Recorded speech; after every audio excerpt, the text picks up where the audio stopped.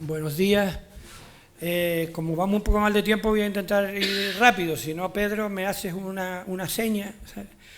Y bueno, en primer lugar, agradecer, y desde luego es un orgullo también ver toda esta representación un lunes por la mañana, donde mucha gente ha tenido que hacer un esfuerzo, como decía Pedro, de desplazarse de otro sitio, pero que desde luego a nosotros nos llena de seguridad a la gente que estamos trabajando en este proyecto, en la medida que estamos comprobando que hay un pueblo vivo, un pueblo corresponsable con esto y que está aquí con absoluta autonomía, y lo quiero dejar claro. Ya cuando hablamos con Pedro, que nos comentó de hacer esta experiencia, nosotros estamos metidos con la cabeza en un momento muy delicado, es decir, en un momento donde estamos a las puertas de que se declare o no patrimonio mundial, organizando una jornada, hemos terminado un expediente muy duro y luego con los asuntos miles y variados del proyecto de Risco Caído. Y en ese momento se nos plantea lo del foro y digamos, nuestra propia agenda nos descuadra, pero no se trata de nuestra agenda, se trata de la agenda de la gente, de la agenda del proceso participativo que ha surgido y de la total autonomía para que ustedes hagan, piensen, decidan, organicen lo que quieran hacer, porque esto es lo que va a tener continuidad. Como decía también gente aquí, unos estaremos, otros no, las instituciones van a cambiar, pero la gente que está en este terruño y que aspira, como decía Suso, a continuar, pues es donde tiene que descansar el conjunto de las decisiones, ¿no? Ustedes vieron recientemente que en la península hubo una enorme manifestación del mundo rural porque se despuebla, es que se despuebla, y sobre todo ustedes son los que saben y son conscientes de ese tema, y hace falta alternativa. El patrimonio mundial no es sino un pequeño recurso, una pequeña oportunidad de otras tantas. Tampoco vamos a ser la salvación del mundo, no nos vean como eso, sino una herramienta que hay que aprovechar, que hay que criticar, que hay que corregir, que hay que mejorar y que tiene que estar en manos de ustedes fundamentalmente. Y antes que nada decir que esto es un sueño, con Julio Cuenca cuando me dijo que había aparecido aquella cueva y fuimos, y un día en una reunión que fueron las instituciones, las autoridades, se nos ocurrió, comentó Julio, oye, los valores que tiene Risco Caído no serían merecedores de patrimonio mundial. Y en fin, y te quedas ahí, ¿no? Dice, en fin, esto es una apuesta muy fuerte, muy dura, se desbordó Risco Caído, ya es todo un espacio, no solo un territorio, es una gente, y eso es en lo que estamos ahora en esa antesala, ¿no? Por lo tanto, ese sueño, pues mira, lo tenemos aquí, está ahora en París, y vamos a ver qué pasa. Yo voy a hacer rapidito, apaga la luz. Tenía 3/4 hora, juro que voy a intentar dejarlo en 20, una cosa así, y si no ustedes me hacen señas. Esto, ¿cómo lo pasa, Antonio? Yo te aviso. Bueno, vete pasando porque vamos a ir rápido. Esto es el momento en el que estamos, ¿no? Si Cipriano no me ha comentado, más o menos, yo creo que entre mayo y junio, igual puede ser que se sepa ya cuál es el resultado de la candidatura a nivel mundial, ¿no? Pero llevamos años de trabajo, digamos, muy duro. Se ha dicho aquí varias veces que el objetivo fundamental de este proyecto no es que se declare, si se declara mejor, y además estamos haciendo este enorme esfuerzo para eso, si no, no estaríamos aquí, sino lo que queda aquí como elemento de continuidad. Vete pasando. Como ven, es una parte importante de la isla de Gran Canaria, ¿no? No es Risco Caído como inicialmente se planteaba. Es una parte sustancial de las áreas de cumbre, la parte roja, la parte núcleo, la parte buffer. Siempre nos queda, y es difícil, porque este barranco sí, este barranco no, y ha sido un trabajo muy complejo poder armar el expediente, ¿no? Porque estamos hablando de unos valores singulares que tiene un territorio que aspira a ser patrimonio mundial. Vete pasando. Hay todo un conjunto de atributos, de componentes, que yo quisiera destacar porque es el repaso que estamos haciendo. La arqueología es un elemento fundamental, la astronomía es un elemento importante de este expediente, pero también el mundo del troglodita, ¿no? Ser consciente nosotros mismos de tener dónde estamos, y aquí en Artenara, en Barranco Hondo, y más gracia cuando la gente, nuestra gente viaja, oye, estuve en la Capadocia, no sé dónde, fíjate tú, la gente viviendo en cuevas, ¿no? Y porque no mira para el lado, ¿no? O el tema de la transhumancia, elementos heredados del mundo aborigen que está todavía aquí entre nosotros. Pero no solamente lo que nos enseña en la universidad, sino yo siempre he dicho, los arqueólogos pues somos muy colonialistas del territorio. El camino más corto entre dos barrancos, ¿de quién fue? Del primero que estuvo. El conocimiento de la seña de tiempo, ¿de quién fue? Cuando la gente aquí dice que Venus pega en la cruz de María, ¿desde cuándo la gente como Juan, que nos lo contaba, desde cuándo? De sus padres, abuelos, tatarabuelos. Por lo tanto, hay un enorme conocimiento inmaterial de lo que se hablaba antes, que está aquí, existe todavía, y que son elementos, atributos y componentes que queremos que continúen con este proyecto. ¿Pasa? Luego, esto es un tema importantísimo para nosotros, y aquí hay un colectivo en Artenara, Sanegue, ¿no? Y hay colectivos que reivindican nuestros valores culturales, nuestra herencia de esas culturas amazigh. Pero yo recuerdo como anécdota con Cipriano, el día que estábamos en el Consejo Nacional de Patrimonio Histórico y nos tocaba entrar, uno medio temblequeando, le digo, Cipriano, búscame una foto, pero ya, métete en internet en algún lado. Y la foto era el mapita que está ahí a la derecha, ¿no? Y era importante poner eso, porque no es cualquier cosa, ¿no? Unas islas pequeñitas en medio de un océano, donde una cultura africana salta, llega allí, se divide, se aísla en 1500 años y construye una cultura propia. Eso tiene valor, eso sí es un elemento paradigmático, y eso es una de las cosas importantes de esta candidatura, poder engrosar las culturas del mundo. Cuando vemos Pascua, vemos Hawái, esas islitas pequeñas, y decir, ¿por qué no esta cultura amazigh, que está 1500 años aislada y que son capaces de desarrollar una cultura tan compleja y tan rica como la de Gran Canaria, ¿no? Y construir Risco Caído con un conocimiento técnico, abstracto de la matemática muy sofisticado. Eso también merece ser un elemento importante. Y esta cultura amazigh que no se perdió, que está aquí entre nosotros, ¿no? O cuando decimos vamos a Tamadaba, vamos a Tejeda, bueno, Tejeda igual no, vamos a Tamaraceite, la antigua Artevirgua, nuestros topónimos, la Tabaiba, el Tajinaste, son nuestras palabras, sigue estando vivo ese patrimonio. Algunos de esos elementos que ustedes conocen, los fundamentales desde el punto de vista arqueológico, son la mesa de Acusa, ¿no?, que es una cosa imponente, con poblados artificiales, con cuevas artificiales, cuevas pintadas, graneros colectivos, pero que a través de documentos de 1650 y 1710 que estamos trabajando en el archivo, sabemos que esos graneros se siguen utilizando por la población hasta 1710. Aquí nuestra gente, nuestros tatarabuelos, en los mismos graneros que los antepasados. Pasa la Cueva de las Estrellas, Risco Chapí, ese mundo mágico, ¿no?, ese mundo de los santuarios de montaña que tiene la Cueva de los Candiles, la mayor representación de triángulos púbicos, representación del pubis femenino, posiblemente del mundo, más de 300 y pico motivos exclusivos en alguna de estas cuevas que se concentran fundamentalmente en este mundo de cumbre. Y luego que, como vemos, da pie a una interpretación de un pasado y de una cultura matrilineal donde la mujer tenía un papel importantísimo en la toma de decisiones, en la organización social y en la herencia de eso que ha quedado. Porque siempre esa visión deformada que tenemos de género, sobre todo esa perspectiva que tenemos los hombres, y cuando vemos la cueva Risco Caído nos imaginamos al Faikán, pero no nos imaginamos las Arimaguadas. Es que igual no había ningún hombre en esas cuevas, incluso las crónicas lo dicen, son mujeres, espacios exclusivos para ese tipo de mujeres, las Arimaguadas. Pasa en la Sierra del Ventaiga, ese conjunto de roques, el testigo de la formación geológica tan impresionante de toda esta caldera de Tejeda, pero que también fueron poblados y santuarios de nuestras antiguas poblaciones. Vete pasando porque voy rápido. De todas formas, esto hemos hablado y cuando quiera volvemos a dar charlas sobre nuestras culturas aborígenes. Y luego Risco Caído, que fue un poco quizá el origen de lo que ha sido toda esta aventura, ¿no?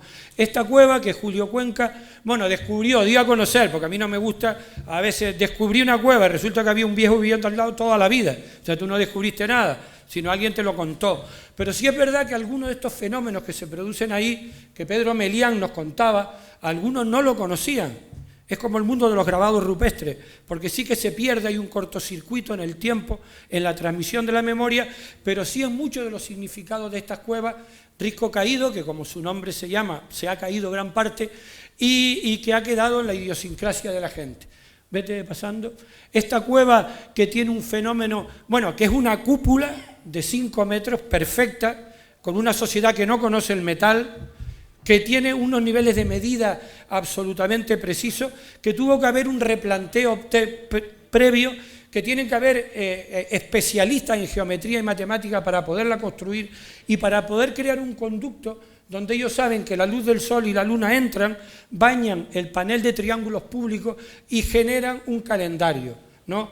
Imagínense ustedes, retrotrayendo en ese mundo que en la escuela nos decían que parecía que los guanches eran 4 matados saltando de piedra en piedra, no, una cultura sofisticada, compleja, capaz de hacer este tipo de cosas que están empezando a aparecer en otros lugares. Vete pasando. Aquí ven una representación esquemática de la cúpula, de esa cúpula impresionante de Risco Caído. Vete pasando.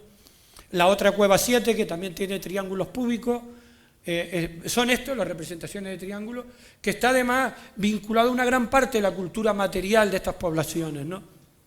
Vete pasando. Esto es la hierofanía de la luz en el solsticio, algunas imágenes del mes de mayo, porque va cambiando además la figura y va generando una serie de siluetas, alguna con rasgos antropomorfos, que parece una figura femenina, muy parecida además a los ídolos que aparecen en la propia isla. Vete pasando, que todo esto está además en investigación, ¿no? Este es la cueva pintada de Galdar, que se ha querido asociar con los calendarios, una pieza de cerámica de Agüime preciosa, con soles y lunas, que representa la importancia que el cielo tenía para esta gente, y el calendario, ¿no? Bueno, hoy nadie usa relojes, ya, todo el mundo con los, ¿no? Pero, en fin, el tiempo y el control del tiempo es algo fundamental en cualquier sociedad, ¿no? Y para ellos que vivían en una isla, que no podían salir, que no tenían Winter, ni tenían Iberia, ni tenían nada. Es decir, imagínense ustedes lo que es una isla que llega a casi 40.000 habitantes en 1.500 kilómetros cuadrados, que no te puedes ir a ningún lado ni te puede llegar nada a ningún sitio, y que todas las decisiones que tienes que adoptar tienen que estar adaptadas a ese territorio. Eso genera una cultura enormemente singular. Vete pasando. Bueno, esto es Julio Cuenca con otra cueva impresionante que se está estudiando ahora, en Tara, en Telde, que ya conocíamos, pero que ahora el descubrimiento de Risco Caído nos está haciendo reformular casi todo de la cultura canaria, ¿eh? Y por extensión de todas las islas, no solo de Gran Canaria, de estas culturas que llegan a... Nos está haciendo reformular la idea que teníamos de estas sociedades. Y luego el celaje. Hoy nadie, bueno, aquí ustedes todavía sí, pero imagínense ustedes los que vivimos en una ciudad, y es que no sabemos ni lo que es el cielo, ¿no? Y lo que significaba esto para la población, las cabrillas, el arado, las señas de tiempo. Es decir, esto es un elemento que se está rescatando, no en vano Canarias es de los 3 sitios del mundo que mejor cielo tiene, junto con Hawái y Chile, ¿no? Y imagínense ustedes lo que era en aquel momento, ¿no? Y lo que podía significar ellos para regular su vida, o simplemente para quedarse fascinados mirando al cielo, porque a veces parece que los canarios enterraban muertos y hacían cerámica todo el día, pero seguramente se aburrían y oraban, les gustaba ver el cielo, se entretenían, y todo ese valor inmaterial, estético, también formaba parte de esta sociedad. Estos son los atributos, los medidores que tenemos. El roque nublo, que no era nublo, ustedes no me vayan a matar, era nugro, lo que estamos descubriendo en la documentación del siglo XVI. Eso que marcaba el centro y el ventaiga de esta isla eran sus marcadores astronómicos, su santuario imponente, que hoy lo vemos desde la carretera, ¿no? Cuando salimos de Artenara a Patejeda, vemos el ventaiga aquí, delante de las narices, ¿no? Pero hay que verlo desde el fondo del barranco. La gente, sobre todo la aldea, que tenía mucha relación con el Toscón y Carrizal, y venían de ahí, esos riscos se veían desde abajo, ¿no? Y era impresionante. Esto es el ventaiga en el equinoccio de primavera, donde está el santuario o almogarén, que no había un almogarén, hasta 1600 y pico había más de 20 almogarenes en esta zona. Aquí en Acusa, en las cuevas, en Artenara, en Acusa habían varios, eran pequeños santuarios y luego habían grandes santuarios de montaña, ¿no? Esta imagen preciosa desde la mesa de Acusa, vete pasando. Estos son algunos de esos atributos importantes de lo simbólico, pasa. Esa astronomía que gracias a la gente mayor, y eso también es proceso participativo, el enorme trabajo que se está haciendo con la gente mayor para rescatar los conocimientos y que los transmitan, y son estos mapas que estamos poniendo ahora de marcadores astronómicos, que son lo que nos están contando la gente mayor, ¿no? Como Juan el otro día, en tu casa por la noche, cuando me decía en Boca Barranco, ¿no? En Boca Barranco, cuando se ponía Venus. Sí, todo ese conocimiento lo estamos reconstruyendo en un mapa con la gente. Y se está haciendo un trabajo con la gente, como no sé si aquel Escleto, que no lo veo bien, que está haciendo Saray y Geray, que va a venir ahora, sobre todo el trabajo de Saray, precioso, sobre el tema de la etnoastronomía, pero también sobre los sagrados.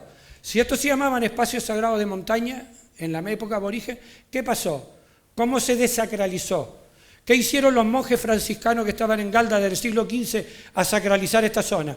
Y montaron una primera ermita en Acusa, en una cueva, ¿no? Ese proceso cómo caló en la gente, cómo la Inquisición castigó a la gente por mantener sus raíces, como por ejemplo en la cueva de Juan de Artevirgo, donde cogían a las mujeres que acusaban de brujas por machacar hechizos. Eso fue aquí, en el Barranco de la Esquina, en el siglo XVII, ¿no? ¿Y cómo quedó eso en nuestra gente mayor? Como Zaragozita, que ustedes saben, la gente mayor que hablaba con los muertos y que los recibía. Eso todavía es una tradición viva. Pero además que queremos hacerlo con la gente joven y ya les tocará, tranquila. Ahora al final hay una diapositiva para ustedes. Este es el tema de la mujer que hablamos antes. Una sociedad matrilineal, transmitía la herencia, transmitía el poder. Había mujeres con prerrogativas como María Tasirga. Es decir, esa sociedad donde el guanarteme venía, su poder venía por vía uterina. Y esa población, esa representación simbólica de la mujer, también lo que estamos trabajando, ¿qué ha quedado en la sociedad tradicional? La matrifocalidad, cómo se ha organizado tradicionalmente las comunidades. Y aquí está Juani, que luego hablará esta tarde, esta mañana, por la mañana creo que es. No, bueno. Los proyectos preciosos que se están poniendo aquí de apoyo, de empoderamiento a la mujer, no solamente desde el punto de vista de oficio, de recuperar nuevas cosas, sino también que son trabajos pendientes, sino también ver esa pervivencia de lo cultural de la mujer como organizadora de muchas cosas, ¿no? De los espacios a veces confinados, pero que aquí hay un campo enorme para poder trabajar, ¿no? Las inscripciones líbico-berebero, Amasic, que no es que estén en Valo, están aquí, en el Ventaiga, en Birbique, están en este espacio. Bueno, y el mundo de las cuevas, ¿no? Esta cosa impresionante, donde todavía estos municipios, la gente sigue viviendo en cuevas, ¿no? Y a nosotros nos dijeron, cuando fuimos a París, los evaluadores de la UNESCO, unas cosas que nos plantearon era, bueno, pero el tema troglodita es un concepto, un término peyorativo. Y es verdad que en parte hasta para nosotros, la gente antes, mira, la gente vivía en cuevas. Este elemento que hoy reivindicamos y constituye un elemento de identidad, también se está planteando ya como recurso, como un valor positivo, como un valor en alza, que forma parte de la identidad de este patrimonio, ¿no? Y luego queda mucho por hacerlo, veníamos hablando hoy, desde el punto de vista, bueno, aquí está Carlos García, que también le encargamos unos estudios, pero bueno, la adaptación del planeamiento a la nueva ordenanza, a la nueva normativa, para que la gente pueda seguir viviendo en cuevas, pero en el siglo XXI, ¿no? Pero sin perder ese elemento de identidad. O sea, hay muchos elementos por debatir. Bueno, la geodiversidad, no me voy a detener, pero impresionante. Bueno, cuando uno le dice que Risco Caído, los restos fósiles que hay allí, es de un lago gigante, que había dentro de una caldera, que una gran explosión de un volcán piroclástico lo selló, tú dices, te crees que estás hablando de ciencia ficción, de otro planeta, ¿no? Pero eso fue aquí, y de eso quedan testigos. Nuestra enorme riqueza y biodiversidad, no sé, Dani creo que está por ahí de viaje, pero el enorme trabajo que están haciendo la gente sobre el tema de ese turismo alternativo, valioso, que es el tema ornitológico. Aquí hay compañeros de Lanzarote, que los invité porque estuvimos ahí el otro día, esas franjas de turismo alternativo que están viniendo aquí porque les llama la atención y porque es muy importante para ese futuro. Bueno, estos son los criterios, que no me voy a enrollar, el criterio 3 y el criterio 5, dentro de lo que establece UNESCO. La investigación es otro elemento muy importante para nosotros, porque además no se investigó aquí en la cumbre durante mucho tiempo. Casi toda la investigación arqueológica se iba a la costa. Además, por aquella idea afortunadamente ya trasnochada del rubio alto de ojos azules que desplaza al morenito gordo y rechoncho para el interior. Todavía en las escuelas se enseña el mediterranoide y el cromañoide, cosas racistas que afortunadamente hay que eliminar. Y se dejó de estudiar la cumbre, ¿no? Y ahora es una oportunidad para volver a investigar todo ese enorme potencial que tiene estos paisajes de cumbre. Esto es el enorme esfuerzo que hemos hecho también en Risco Caído, porque se nos caía.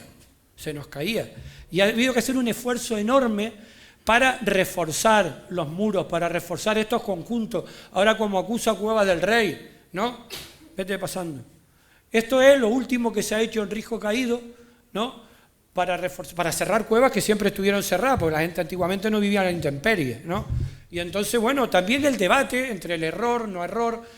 Aquí vemos todos los trabajos de trabajo vertical, los estudios de georradar del interior, el esclerómetro para saber qué pasa con ese risco, porque son decisiones complejas y porque hay trabajadores debajo, ¿no? Entonces todo esto es lo que llevamos haciendo desde hace mucho tiempo. Aquí está Julio con el conducto, los estudios de carbono 14 ya tenemos algunos datos importantes en risco caído, que ya a final del 13-14 está ocupado. Esta es la época de la raciología, una excavación en el Ventaiga, y la investigación no solo queda en eso, estamos trabajando también en el archivo histórico, documentos inéditos que estaban fuera de circulación, que nos está dando una información riquísima de cómo era esta zona, ¿no? en el siglo XVI y XVII, y el tema oral. Bueno, ahora estoy hablando del expediente, los apoyos institucionales, la mesa de parlamentarios, vete pasando, de las comunidades autónomas, la visita del rey, la reunión de todos los alcaldes y todos los ayuntamientos, el Consejo Escolar de Canarias, que se pronunció mayoritariamente a favor de la candidatura, vete pasando, las jornadas internacionales, el proyecto internacional que se ha, tanto en las jornadas como en nuestra participación en muchos foros internacionales, donde hoy en día ya en el campo de la astronomía, y luego Cipriano vamos a comentar algo, ya somos un referente mundial. Bueno, ese gran investigador que vieron ahí, un poquito gordito a la izquierda, ¿no? Va a venir como sorpresa dentro de un rato, que es vecino de ustedes, un profesor de los mejores filólogos de Canarias, miembro de la Academia de la Lengua y de la que estos barrios deben de estar orgullosos, ¿no? Y luego el tema de la visita guiada, el trabajo que estamos haciendo también con gente con discapacidad para fomentar la visita, vete pasando las exposiciones, esta cosa muy importante que se dijo ante los colegios, los niños y las niñas. Estos son algunos institutos que queremos trasladarlo ahora a Tejeda, que están desarrollando proyectos curriculares de risco caído y que están viniendo los chiquillos, lo ven ahí, haciendo sus manualidades e identificándose ya con este elemento que ya es un elemento ya simbólico de la isla. Vete pasando.